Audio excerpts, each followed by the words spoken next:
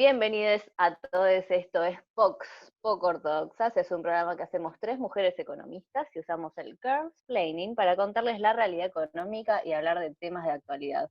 Mi nombre es Noelia Méndez Santolaria y les presento a mis amigas y compañeras Antonella Gerbaji. Hola, buenas. Y a Ana Laura Jaruf. Hola, buenas noches a todos, bienvenidos y gracias por estar acá. Bueno, este proyecto nace en la maestría en Economía de la UBA, donde nos conocimos las tres y notamos que hay muchas cosas que se hablan en la facultad y generan dudas en la población. Nuestra idea es sacar la academia de la universidad y llevarla un poco a la calle. Así que una vez por semana, a las 20 horas por Radio El Informante, tenemos una cita para charlar de los temas destacados de la semana, intentando aportar una visión académica al día a día. Noé, pregunta, porque dijiste girlsplaining. ¿Qué sería girlsplaining? Bueno, girlsplaining en realidad como término no existe. En realidad lo que existe es el término mansplaining. Y esto es algo que seguro les pasó alguna vez. ¿Nunca les pasó que un hombre les quisiera explicar lo que en realidad ustedes ya estaban diciendo? Oh, Sí, dale. sí pasó. Bueno, nos pasa mucho a todos y no solamente a las mujeres. Siempre hay ejemplos en donde los adultos o los adultos mayores te quieren explicar algo que vos ya sabés, o los jóvenes le explican a alguien más, más grande algo que ya vivió.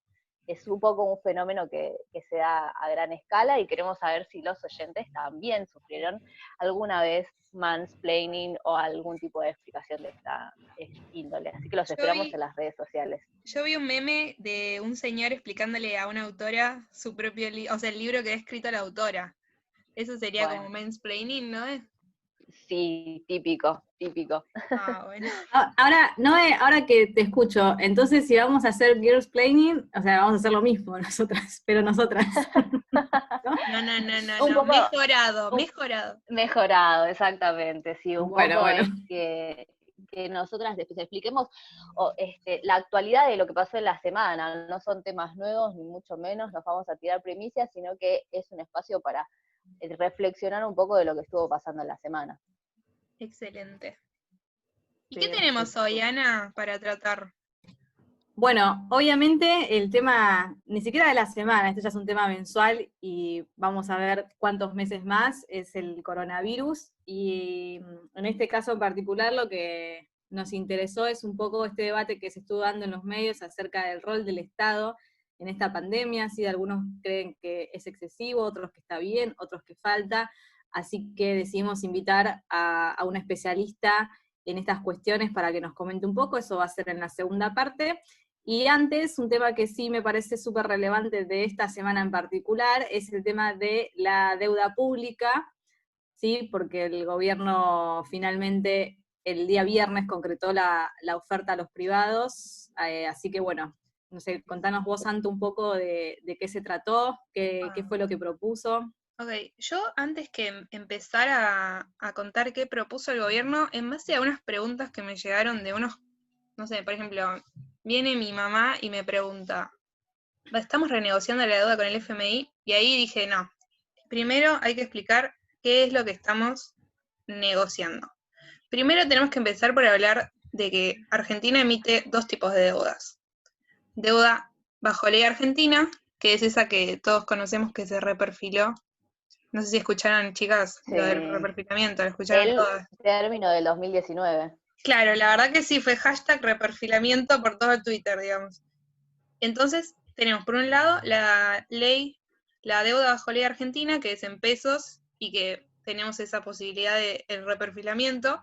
Y también existe la deuda bajo ley extranjera, que esa deuda es, ya ahí Argentina no puede decidir por sí sola, bueno, listo, voy a patear los vencimientos para más adelante, sino que tenemos la restricción de que esa ley se emitió bajo leyes que se rigen en tribunales extranjeros, como nos pasó con los fondos buitre, no sé si se acuerdan. ¿Tienen la memoria de eso, chicas? Sí, ¿cómo olvidarlo? La tienen en la memoria. O sea, bueno, nunca lo olvidaremos. No lo olvidaremos. Es más, sirvió para llegar a donde estamos hoy, eso de los fondos buitre. Bueno, pero no voy a spoilear lo que vamos a hablar después. Entonces, tenemos dos tipos de deuda. Una que es en pesos, como les conté, que se puede reestructurar de una forma rápida, y una más difícil, que es la de bajo ley extranjera. Entonces, ahora estamos renegociando el segundo tipo de deuda, pero es un pedacito de esa deuda también, porque como hablábamos antes, nosotros tenemos deuda emitida contra el FMI, que eso la conocemos todos, es la que conocemos como deuda extranjera, así cuando pensás en deuda extranjera, pensás en el FMI. Pero vos también tenés que pensar que también emitimos deuda a otros tenedores de deudas, que son los bonistas privados. Que ahí, cuando vas a renegociar, es más difícil, porque si vos renegocias contra el FMI, estás renegociando contra, quieras o no, un frente, que atrás hay un montón de países, obvio, pero bueno, es contra una persona. Cuando vos renegocias contra los tenedores de bonos de, no sé, de cientos de países, se te complica muchísimo más.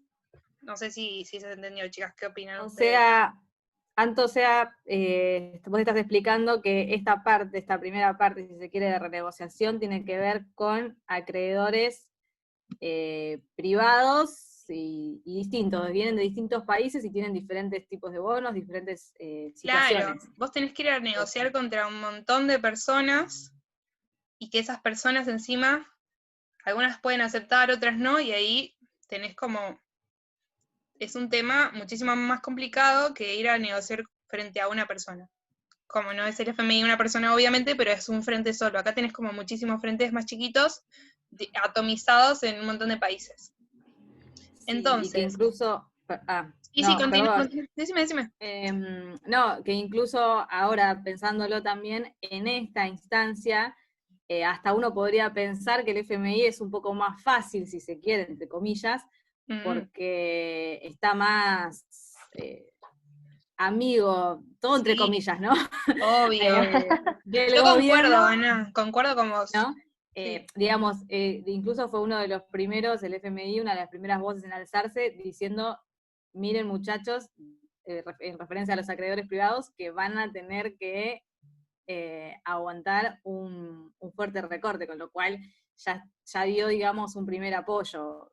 Claro, es que el tema, Sí, claro. tenemos ahí el FMI que nos está dando como un guiño, y eso nos va a ayudar con otras cosas, por ejemplo el coronavirus, bueno, después lo vamos a hablar, pero yo creo que nos está dando una mano ahí con el contexto internacional Sí. en el que estamos, ¿viste? O sea, toda la economía mundial tiene perspectivas de que va a decrecer. Cuando estás por renegociar una deuda, que a todo el mundo le vaya bien y a vos solo te vaya mal, eso no te está ayudando. Si a todo le va mal y a vos también, bueno, ponele que bueno. Hay Sí, mucho debate igual con respecto a eso, porque hay muchos, se supone que va a haber muchos países que necesiten auxilio, o que empiecen a caer en problemas de deuda. Es todo un debate complejo, no hay como mucho consenso al respecto. Yo creo que, como vos decís, es un escenario favorable, siendo que estamos empezando con este proceso en esta instancia, pero bueno, hay que ver cómo responden también. sí. Bueno, ahora les voy a pasar a contar exactamente qué es lo que se está renegociando, como para que todos estemos hablando de lo mismo. Estamos renegociando 68.000 millones de dólares. De ese monto, lo que queremos hacer es pagar un poquito más adelante, digamos, y con algunas, claro, con algunas citas que les vamos a contar en breve. Bueno, de estos 68.000 millones de dólares, más del 60% fueron emitidos en la administración anterior, y son todos bonos de legislación extranjera, que es eso que les conté, ¿se acuerdan de que no lo podemos reperfilar como reperfilamos la deuda en legislación argentina? Bueno, así que eso sería lo que estamos renegociando. Sí.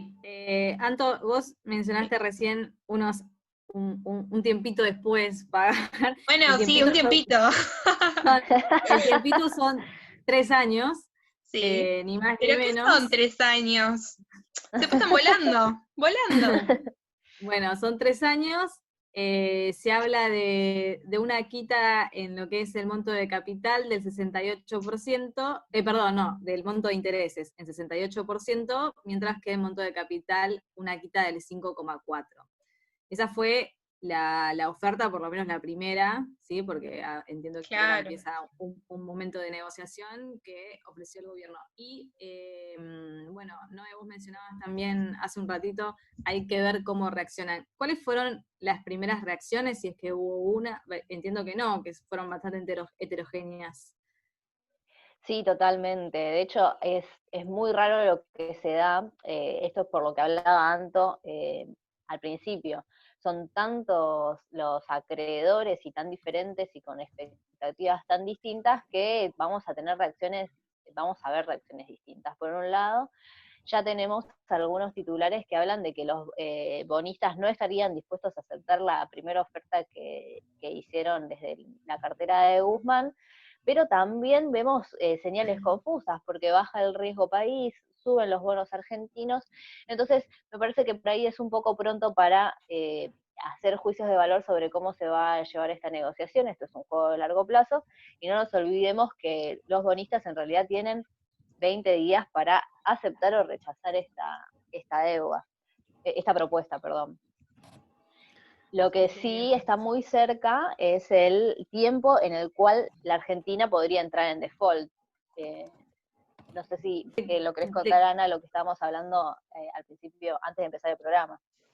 Sí, bueno, en principio, más allá del tiempo que tienen para pensar los acreedores, si aceptan o no, y seguramente esto va a tener un ida y vuelta, lo que sí está claro es, como fecha concreta, que por ejemplo mañana 22 de abril hay un vencimiento de 500 millones de dólares, y ya se anticipa que esto no será abonado, y a partir de mañana entonces empieza a correr 30 días, que si el gobierno no cancela esos bonos, entonces ya definitivamente entran en default. Entiendo yo que la estrategia del gobierno es que en estos 30 días entonces sigan las negociaciones y poder llegar a un acuerdo y obviamente evitarlo, porque a pesar de que Guzmán, y ahora vamos a hablar un poquito de esto, mostró números y dio información, me parece bastante coherente, de por qué Argentina no podría afrontar estos pagos en dólares en estos años.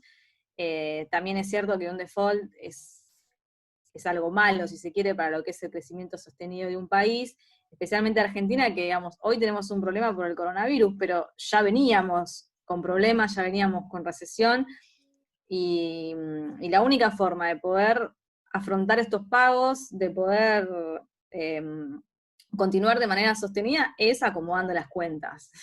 gran problema recurrente que tenemos. Sí, no, yo creo que la palabra clave en todo esto es la que trae Guzmán a colación: sostenibilidad. Sí. Que suena muy lindo, pero hay que hablar un poco de cómo se hace sostenible un plan de gobierno, ¿no? Claro, no, es que sí, encima con lo que tenemos en la mente fresca, la renegociación con los holdouts. Hoy en día hablar de default para cualquier argentino es volver a vivir cosas que ya hace muy poco las padecimos, digamos. Bueno, hablando de ahí hay un holdouts... dato curioso, sí, exacto. perdón, te pisé. No, contalo, porque Argentina sentó precedentes a nivel mundial, como siempre, por las cosas buenas. ¿O no? Siempre, Argentina andó bueno, por sí, cosas buenas. a la vanguardia. Lo que está bueno de contar sobre la deuda emitida durante la administración anterior es que se incluyeron algunas cláusulas, que podemos decir cláusulas antibuitres. Tienen un mecanismo financiero que permitiría que, llegando al 75% de la adhesión de los acreedores, podamos cerrar un trato. No sé si se acuerdan lo que había sucedido con la renegociación de la deuda en el 2005 y Sí. con el conflicto en los tribunales de Nueva York con Tomás Griesa.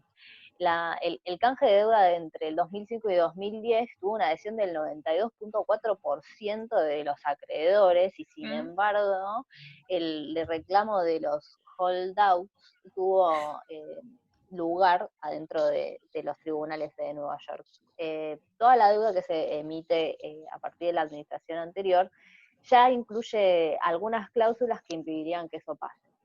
Y bueno, ahí como les contaba, Argentina en la vanguardia fue copiada por todos los países y parece que lograron con una ingeniería ahí medio legislativa, no, diría jurídica, evadir ese temita de que te quedes afuera de una renegociación por un 6%. Ahora ese número quedó en 75 a favor, ya aprueban, ¿no, chicas? Exacto.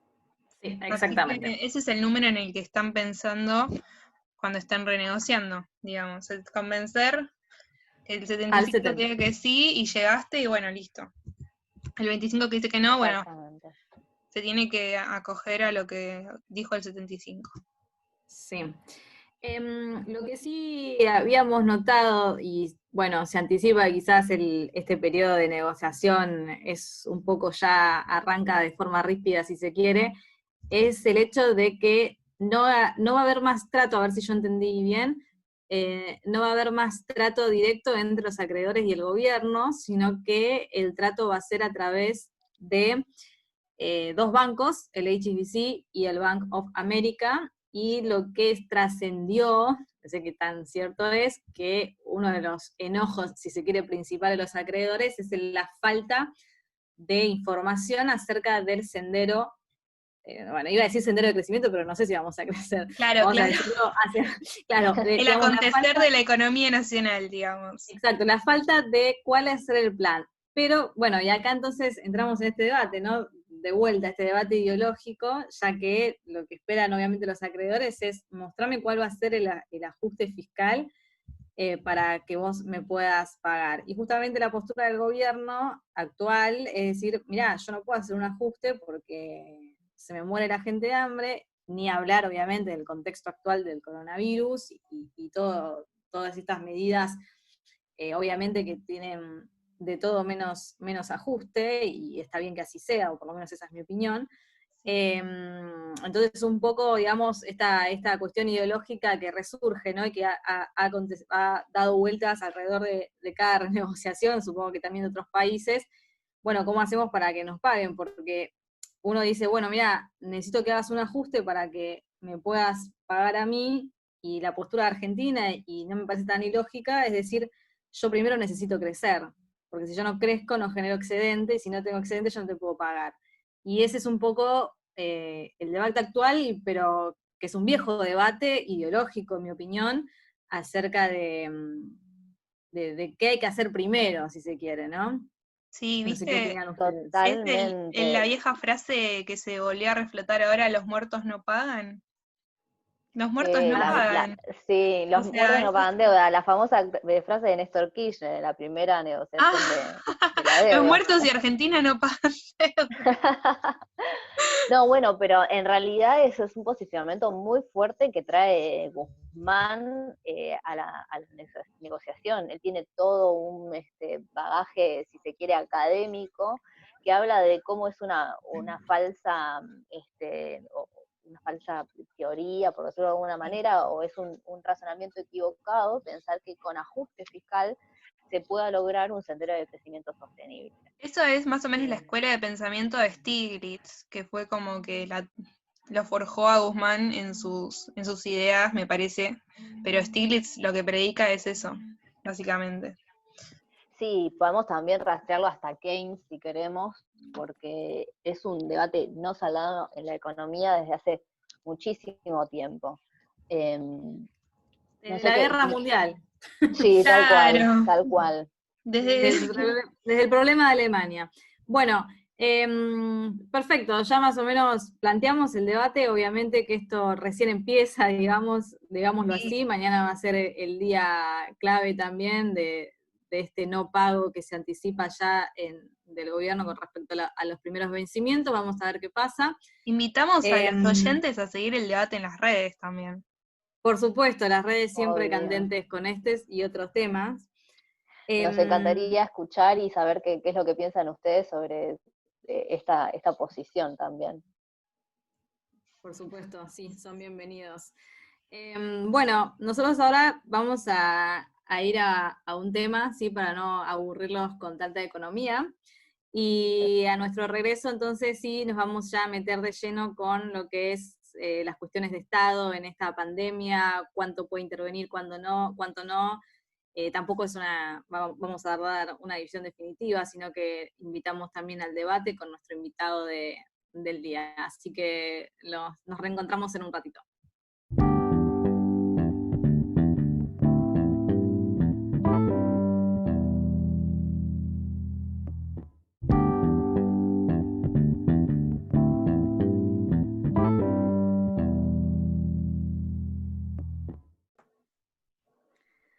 Bueno, en esta primera edición estamos con Gustavo Blutman.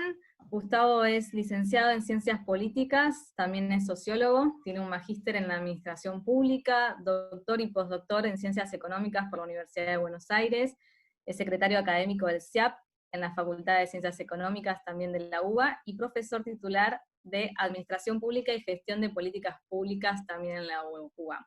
Buenas noches, Gustavo, te agradecemos mucho estar con nosotras. Ana Laura te saluda, ¿cómo estás? Hola, ¿cómo les va? Buenas noches a todas. Buenas noches, gracias por estar acá nuevamente. Gustavo, hace unos días publicaste una columna de opinión en Clarín acerca del rol del Estado frente a esta pandemia, y nos resultó interesante debido a que en estas últimas semanas se estuvo debatiendo mucho cómo y cuánto debe intervenir el Estado, tanto en lo económico y lo social, y el dilema que vos planteaste entre lo urgente y lo importante. Queríamos un poco que nos comentes más a qué te referías y cuál es la propuesta de debate que estabas ofreciendo con esta columna. Bueno, yo me vengo dedicando hace bastante tiempo a lo que es planeamiento estratégico, particularmente planeamiento estratégico participativo. Y me preocupaba que, si bien uno tiene que resolver los temas de urgencia día a día, y en este caso que vos mencionás de la pandemia es un problema principalmente de salud, me preocupaba que los temas que se tocaban a veces exceden el tema de salud y incluyen otras temáticas que no se visualizan en todo lo que son las acciones que lleva a cabo el gobierno. Esto es pensar que la cuarentena genera otro tipo de problemas adicionales a lo que puede ser la afectación de una enfermedad. Entonces ahí ponía en esa columna que vos mencionabas que puede haber problemas de obesidad, puede haber problemas de violencia de género, hay problemas de desnutrición, que no solamente son contemplados desde el punto de vista de salud. Y por eso planteaba esta dicotomía que se hace habitualmente, que en general los gobiernos en los diferentes estados se preocupan por lo urgente y no toman en cuenta lo importante, y si bien uno no tiene que dejar lo urgente, tiene que contemplar sí lo importante. Y lo importante está en relación con pensar el futuro de las acciones que se van a desarrollar. En ese sentido, había una propuesta en ese artículo, muy breve, porque obviamente los medios periodísticos te exigen un límite de palabras, que es planificar las acciones. Y si bien estamos en una situación que día a día van cambiando las situaciones, sí es posible ir, no digo calculando, pero sí generando algunas estrategias específicas que puedan permitir que las acciones que se lleven a cabo puedan mitigar cualquier tipo de problema que no está contemplado en la cuestión de salud exclusivamente. Esto es, la cuarentena está bien, es más, es posible que esto se pueda llegar a extender, pero también hay que pensar otras cuestiones, como señalaba al principio, que no están contempladas. Y lo que me preocupaba es que las decisiones a veces se toman en un comité muy chico, que eran lo que decían las autoridades, era 7 infectólogos me recomendaron tal cosa. Y eso me pareció un poco poco, el tema de que solamente 7 personas de una especialidad definan las acciones de 45 millones de habitantes. Más o menos esa es la idea. Sí, del artículo. concuerdo. Me parece que es medio poco, pero también cuando uno habla de planificar y se encuentra con estos cisnes negros en el contexto también de Argentina, porque como mencionás, lo urgente no deja tiempo para lo importante. ¿Cómo vos pensás que podríamos habernos preparado para este cisne negro? ¿Argentina tiene las herramientas? ¿Qué opinas al respecto? No, a ver, ningún país está preparado, y si uno ve los países desarrollados son los que más problemas tienen respecto de haberse preparado en esta pandemia, y vemos cada día los casos que hay de fallecimientos en Estados Unidos, España, Italia, Francia y otros países.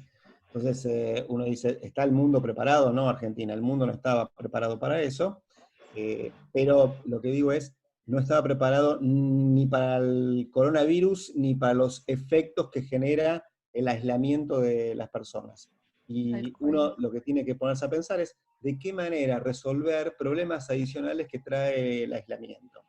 Y Algunas cuestiones se llevan a cabo, algunos elementos se tienen en cuenta, pero me parece que la mirada de la sanidad es una mirada sesgada y uno tiene que ampliar las voces a otras, a otras carreras, a otras profesiones que también pueden tener opinión al respecto. Yo digo, la sociología, la economía, la antropología, la psicología, son herramientas que uno tiene que tener en cuenta para todo esto que estamos viviendo, porque es un tema que compete no exclusivamente la salud.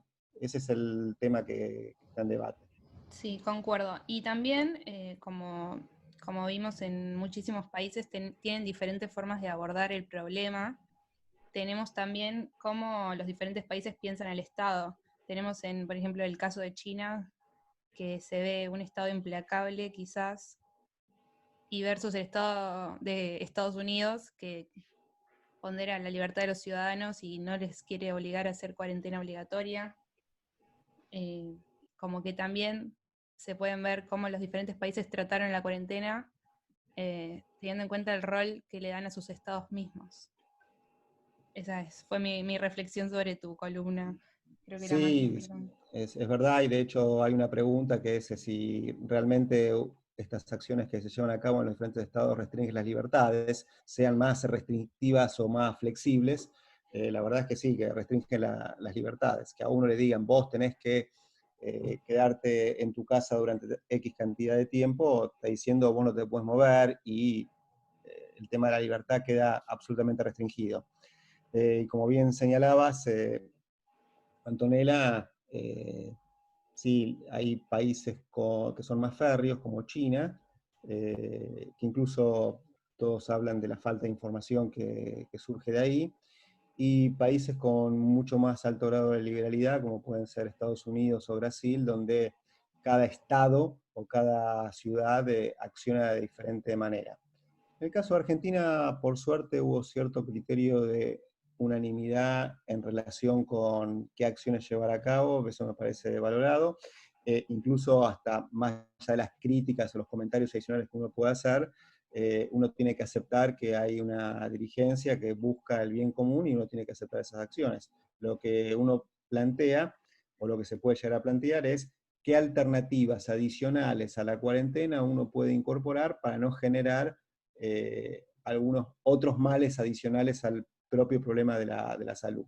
Entonces, está claro que observar cuánta gente quedó desocupada o con sus pequeñas y medianas empresas o sus negocios que no pueden funcionar, esto genera una situación de, obviamente, de pérdida económica sin ninguna duda, pero también una cuestión de angustia personal de que los pequeños proyectos o grandes proyectos de muchas personas están siendo sometidos por acciones que no estaban contempladas de antemano. Y esto es cómo uno, como preguntabas antes, cómo uno está preparado por eso, uno no está preparado. No es que uno va armando un colchón de dinero y sabe que esto va a suceder.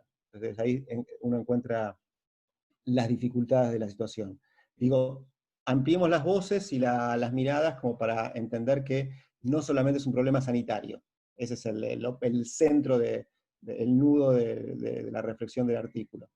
Y pensar a futuro, ese es el tema. Pensar, o sea, no todo está perdido y hay muchas cuestiones que seguramente iremos aprendiendo a medida que vaya pasando el tiempo. Justo que mencionás el futuro, esto es algo que debatimos mucho con mis compañeras, es cómo se piensa el futuro en un momento donde el presente es tan inesperado e impostergable, ¿no?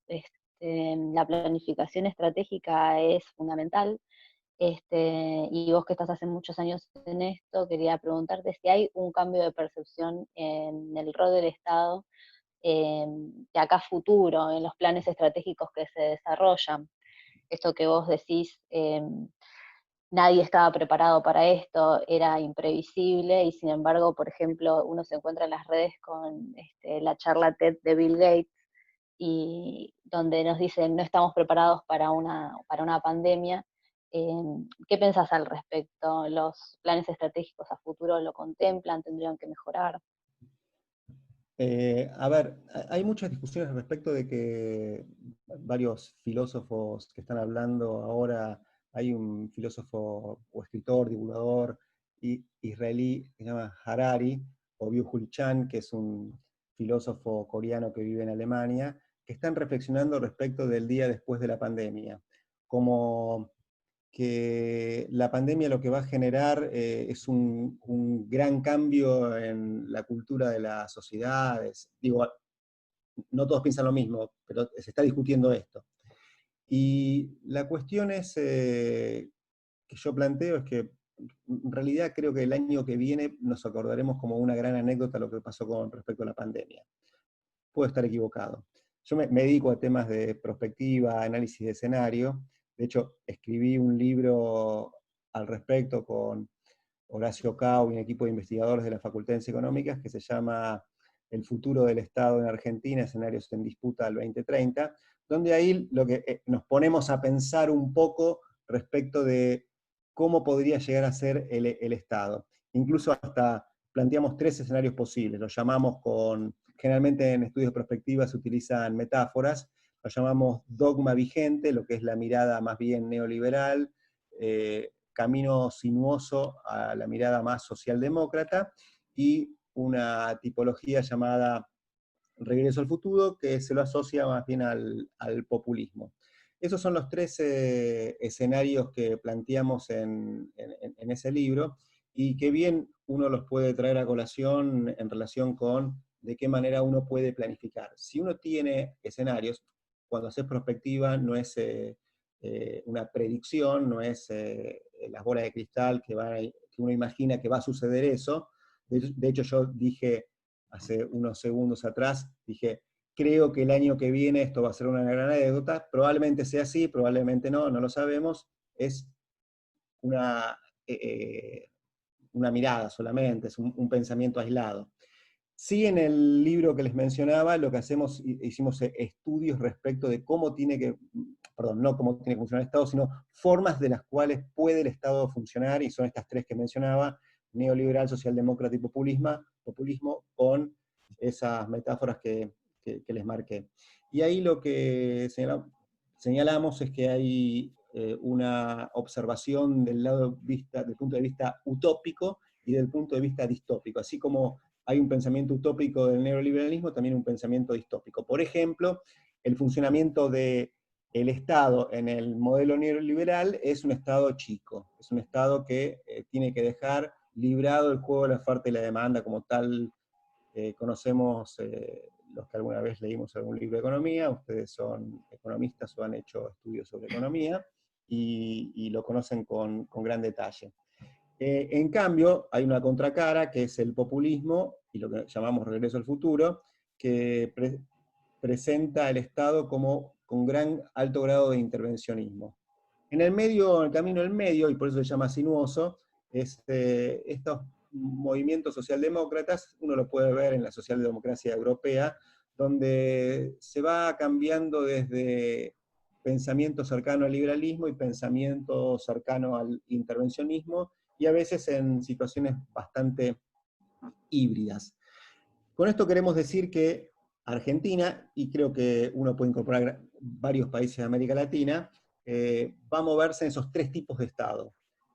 Uno puede decir, bueno, pero esto es medio obvio, es lo que está sucediendo ahora. No, no es medio obvio, porque descartamos modelos que van a ser difíciles de que se asienten en estos países, particularmente en Argentina. Por ejemplo, nadie piensa en un ecologismo urbano o pensamientos exclusivamente socioambientales, o que se instaure una dictadura soviética o una dictadura militar como hemos tenido años, 30 años, más de 30 años atrás.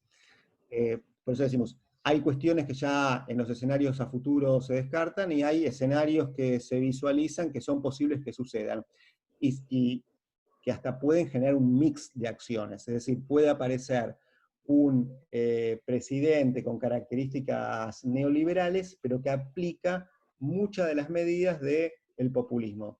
Si uno ve el gobierno de Macri no dejó de lado muchas acciones que había llevado el kirchnerismo. Esto es, la asignación universal por hijo, algunas becas que daban a los estudiantes universitarios, otras cosas. Después discutimos si las hizo bien o regular o mal. La cuestión es que en el futuro va a haber un mix de estas acciones, y esto es lo que presentamos en este libro, son tipologías existentes de cómo puede verse el Estado a futuro. Me extendí un poco, perdón. Está bien, Me Gustavo. agarra las ganas de hablar y Bueno, perfil no, docente. perfecto, no te queríamos interrumpir justamente por lo mismo, porque nos parecía súper interesante. Y ahora que mencionás esto, ¿no? De lo que entiendo que ustedes ven como posibles futuros políticos en Argentina, preguntarte también cómo va a acompañar el mundo a esto. Es decir, a veces, no sé si el mundo entero, pero se ve también como movimientos regionales bastante fuertes de que se va para la izquierda y son varios los países que van hacia la izquierda, se va hacia un populismo y son varios los que van al populismo, y lo mismo con el neoliberalismo. Este mix que vos comentabas que se puede llegar a ver en Argentina en el futuro, ¿crees que va a ser acompañado en la región? ¿Qué rol podría jugar Estados Unidos? Porque incluso los países también que se conocen como de muchas libertades, si se quiere, hoy en día también se están en algunas cuestiones cuestionando un poco esas libertades, o si el Estado debiera intervenir más. Entonces, preguntarte un poco si ves esto como algo aislado de Argentina y quizás algunos países de la región, o es como un cambio que se puede llegar a dar a nivel global. Las relaciones de poder y las políticas en general siempre están mutando, es muy difícil precisar. Pero estas mutaciones se dan dentro de algunos límites. Esos límites son los que mencionaba, estos tres escenarios. A esto no incluimos a los países que son de características comunistas o neocomunistas. Uno puede señalar, como mencionaron, China, que es un sistema bastante rígido, así como un país comunista. Sin embargo, toda la economía china funciona dentro de un sistema capitalista. Es decir, las autoridades están regidas por un sistema de partido único, el Partido Comunista. Sin embargo, el mercado que existe, hay mayoritariamente empresas estatales, pero incluso hay competencia entre regiones de propias empresas estatales, regionales, que compiten entre sí. Así que hay un mercado del Estado, se podría decir. Esos son casos que van a seguir funcionando así, por lo tanto los escenarios que uno plantea para Argentina no son similares a lo que puede pasar en algunos países como China o Corea del Norte, que es rarísimo, o Cuba, que también son casos muy puntuales. En la región, como vos mencionabas, o como vos me preguntabas, incluso hasta regímenes que uno puede considerar autoritarios, como el de Bolsonaro actualmente en Brasil, si bien tiene actitudes que pueden ser un poco militarizadas o bastante estrictas, no hay grandes modificaciones de las políticas que se llevan a cabo en el resto de la región. Y así uno puede encontrar o puede ir viendo casos puntuales, casos específicos para cada uno de los países. En síntesis, los escenarios que se visualizan están en esos límites entre liberalismo, socialdemocracia y populismo, que van a ir mutando, y no importa que el presidente X tenga un sesgo más ligado a alguno de estos tres escenarios, siempre va a tomar información o va a incorporar ideas de los otros dos escenarios, no puede escaparse. Por ejemplo, ahora se está discutiendo la deuda externa, y no se ve que el gobierno actual vaya a decir no al pago de la deuda externa, que podría ser un peronismo de izquierda de 50 años atrás. No, mantiene una conducta respecto de pagar en determinado tipo de condiciones, pero en síntesis pagar. Lo hizo también el kirchnerismo. Y así como decía de Macri, podemos decir de algún presidente que esté más ligado a la socialdemocracia, que pueda tener esas actitudes que iba mencionando. Claro.